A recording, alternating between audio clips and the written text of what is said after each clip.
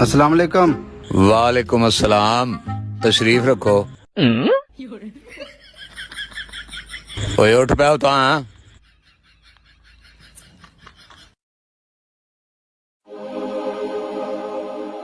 ओ यार प्रोने आ गए ने की करिए जेब च 60 रुपये ने। अच्छा ओ बाबा जी टेंशन ही ना लवो, मैं 60 च भुगता दांगा।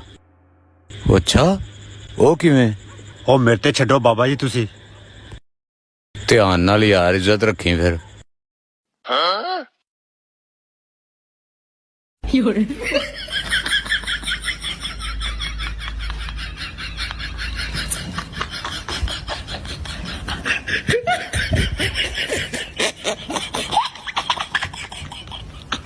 भाजी पियो।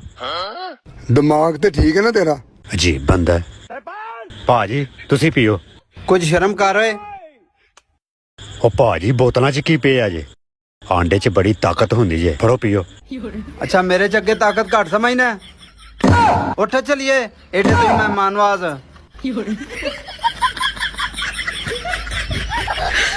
你别笑。